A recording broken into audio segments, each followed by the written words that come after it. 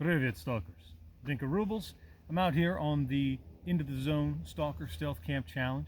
I'm about to make camp, and I figured I would take this opportunity to do a good gear breakdown. We're always discussing what gear everybody prefers in the Discord server, and I figured what better opportunity to talk about my favorite pieces of equipment than right now. So starting off, this is the Kaz 03 Austrian Bundesheer surplus rucksack. It's an assault pack. It's 25 liters. It's expandable if you add pouches to the sides. There's also a waterproof liner inside that gives you some extra room to expand beyond the top of the bag. I'll show you that when we get into it. As far as contents of the kit goes, we're going to bounce around a bit in this video because I'm just going to unpack the bag, so it's not necessarily all packed in a coherent order as far as like, this is for cooking, this is for sleeping, this is for that and the other thing. It's packed as I'm going to need things. So I suppose the best place to start is the outside of the bag. Out here, because it's got Alice style straps on the outside with Velcro in them, which is awfully nice. I have 2 liters of water, or 2 quarts of water strapped on the outside. One is a USGI canteen, one is a West German Bundeswehr aluminum canteen. Aluminum's not the most ideal, but I do like to have a metal bottle that I can boil water in for sanitation purposes, for making tea or making coffee. It's just really nice to have a metal bottle instead of only plastic bottles like the USGI ones. I've also got a hank of paracord dropped in the bottom of this canteen pouch because the German canteen is a little bit smaller than the American canteen, and there was some space in there, so I decided to utilize it. There's a pouch on the back of the bag, which when you're using the Austrian web gear and all that stuff, this can integrate with it. So these pouches are for stowing the shoulder straps. Instead, what I have inside is a foam pad for kneeling on. These bags are supposed to come with a foam kneel pad. Mine didn't have it, so I just cut one out of an old piece of yoga mat. Gives me something to sit on, gives me something to kneel on, and it gives the bag a little bit more structure and support and some padding up against your back.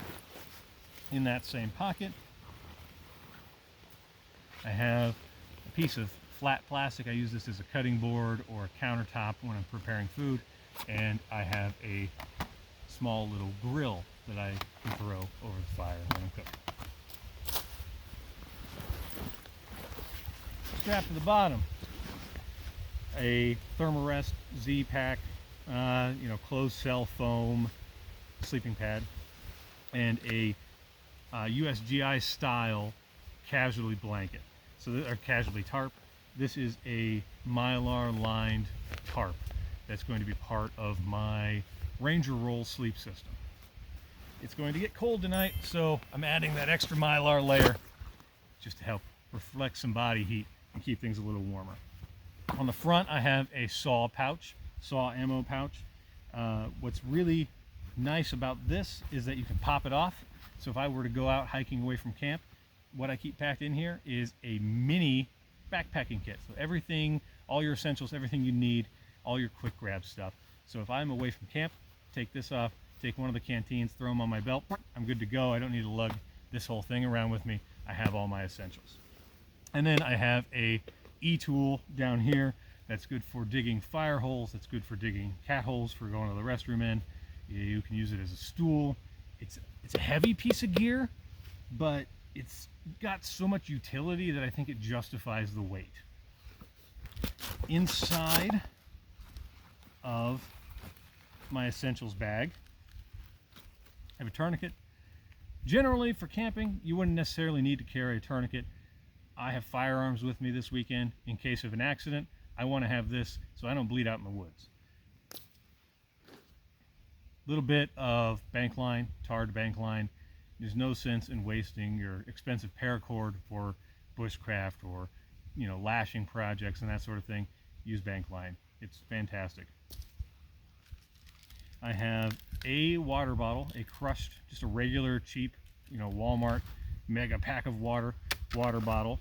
I've got one of these in the bag too, but you crush them flat like this and they pack away to nothing, and they are really nice for collecting water in when you're utilizing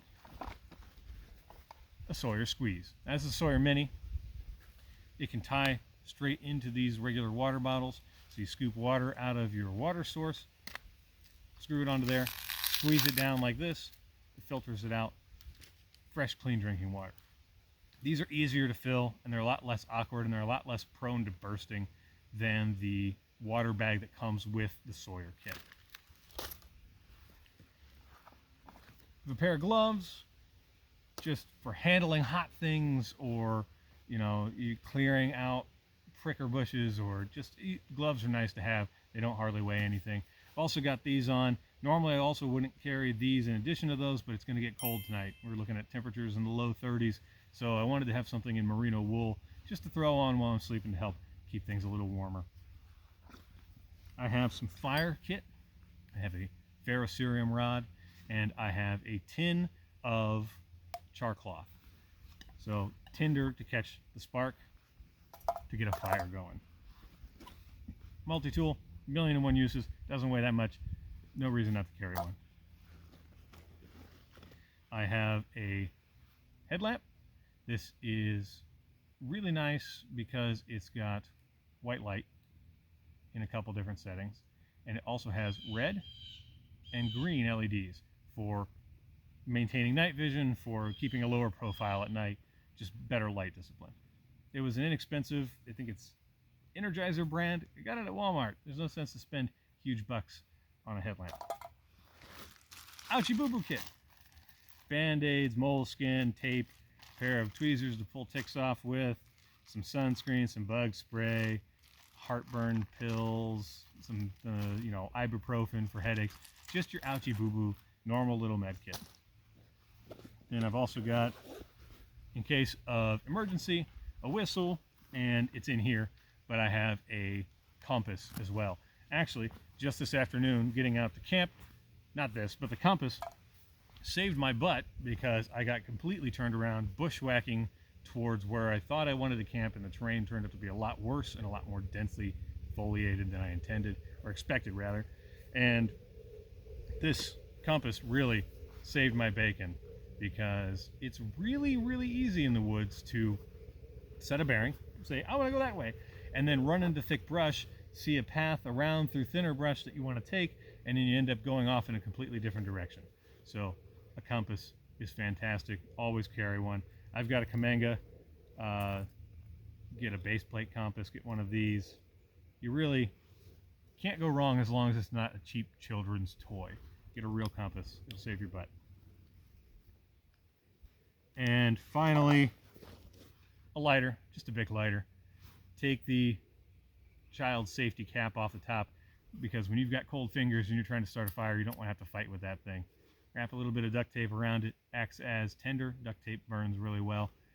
Peel a piece of that off, cut it into a couple little strips, light it on fire, and you're good to go. Really easy to start a fire like that.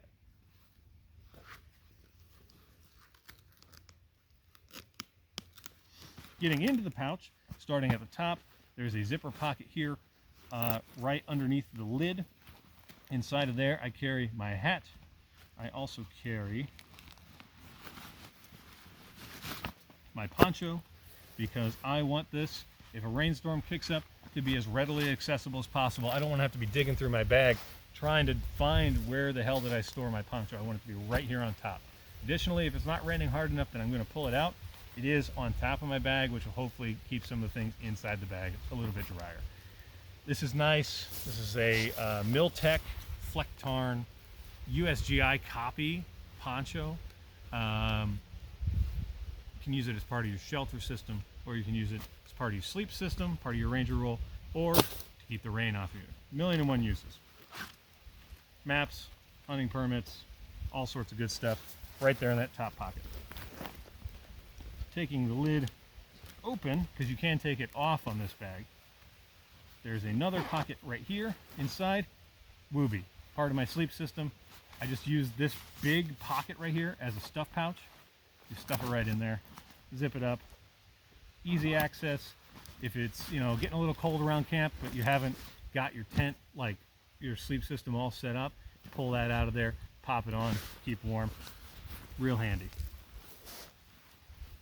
This is that expanding gator that I was talking about that really can increase the capacity of this pack. Oh, something else on the outside I forgot to mention. Knife, just a Mora, nothing terribly fancy. Simple camp knife.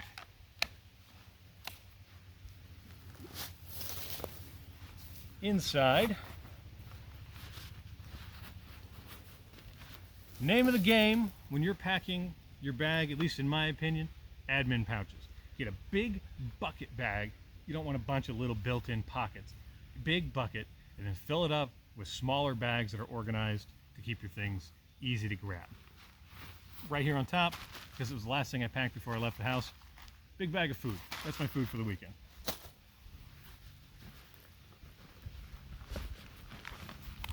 This is a ditty bag. It's got a little bit of everything in it. The main thing that's in here is the rest of the components to my water filter kit.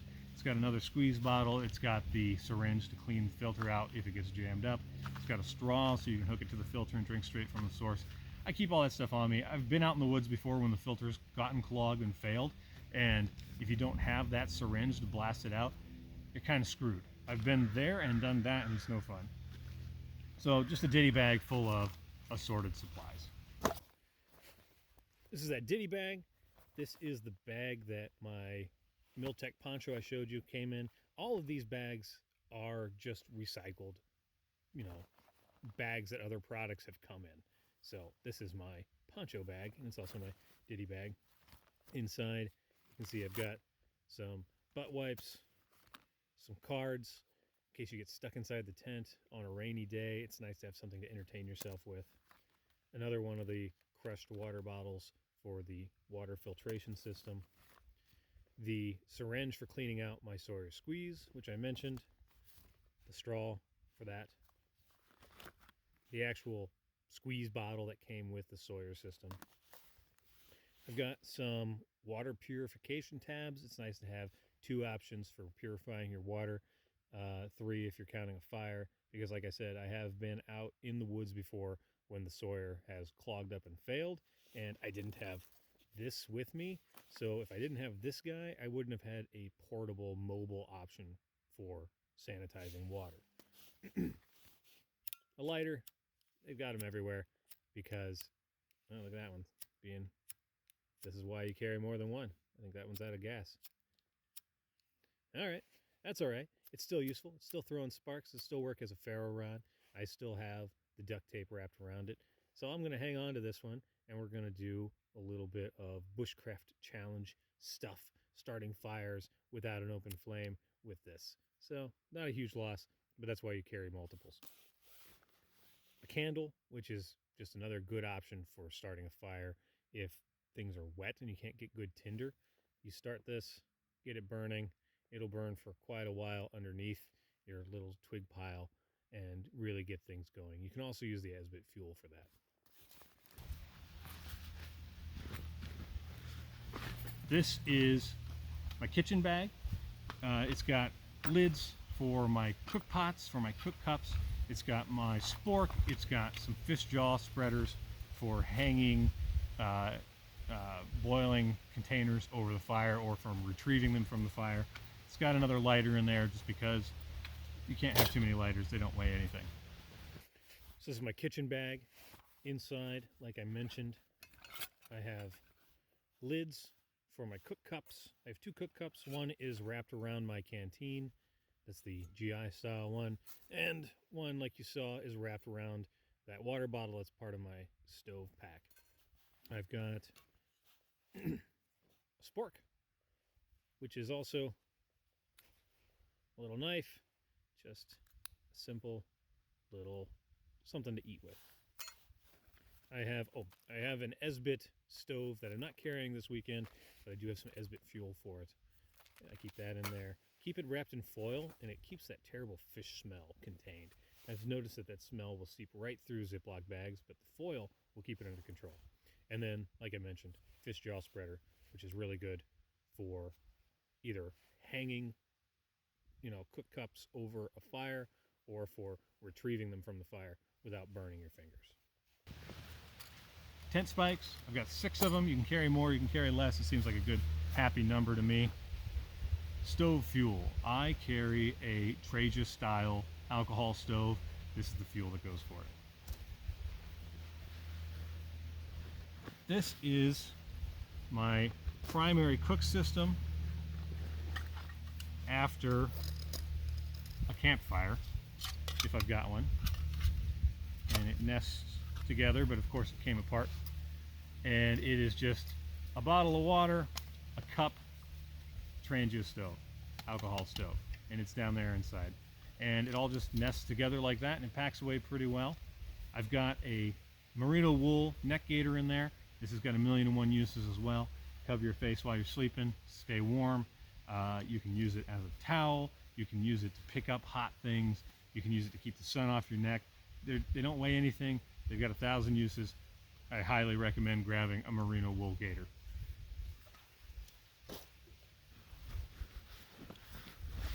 This is a inflatable sleeping pad. Not a whole lot to say about it. It's a cheap one off of Amazon. It doesn't really have any proper R value. I should spring for a better one, but this one's gotten me by so far, so I brought that along because I'm a delicate princess. And I need to have something a little bit more padded than that closed cell foam pad. On the topic of admin pouches not being something you have to go out and get special, just reutilize something that you already have. This is the bag that the tent spikes came in, tent spikes and guy lines on a tent that I have. And as you can see, it's way overkill for tent spikes and guy lines. I can fit an entire inflatable sleeping pad down inside this thing. And the bag that the inflatable sleeping pad came in was absolutely titanic for how small you can fold those things up. So reutilizing a smaller bag was nice. It didn't cost me any money because it came with the tent. Again, this was a bag that tent spikes came in. I ordered a pack of spikes off of Amazon. They came in this great big bag, which was unnecessarily huge for, a 12-pack of tent spikes. So I'm using it for my woolen objects this weekend, my balaclava, my gloves, and my socks. These are all merino wool, which is really nice. It's antimicrobial. It doesn't get stinky. It dries really quickly. It keeps you warm when it's wet. And all of this is really extra nice to have on cold nights in your tent. You can throw it on, keep yourself extra warm inside your sleeping bag. It's nothing quite as nice as having a clean pair of socks to change into right before bed. Peel off the terrible, disgusting ones you've been wearing all day. Slip into something warm, woolly, and dry. Got a folding saw. No silky big boy, nothing fancy here. This is just an Ozark Trail, inexpensive $12 folding saw. It gets the job done. It doesn't have to be super high end. And then the primary thing within my kit is my sleep system. This is the U.S. Marine Corps Katoma Burrow surplus bug net pop-up shelter. It's really nice, one-man little shelter.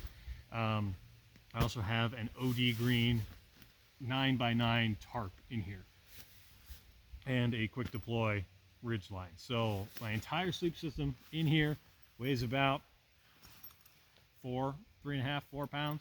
Not terribly heavy, packs away super easy, super small. And that's it. That's all I brought. It's not a ton of stuff because you don't really need to carry a ton of stuff. I know that I tend to have a bad habit of overpacking. Honestly, a lot of this could probably be pared down, but based on past experiences and how much gear I used to carry, this is a much smaller kit. I've got a couple of extra clothes floating around in here. I'm wearing a lot of it right now. I've got a little bag of wool gloves, wool face mask, a pair of wool socks, just for sleeping in tonight because it is, like I said, going to get down very cold. Oh, one last thing.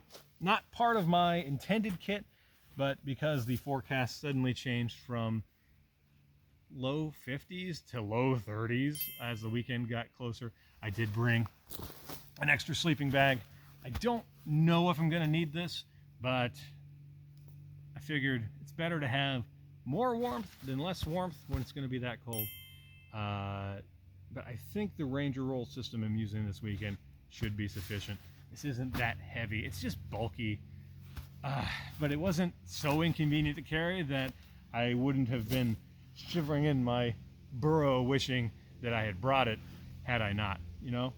So, better to bring it than to not. It's just a simple, inexpensive 3-season sleeping bag. And that's it. That's the whole kit and caboodle.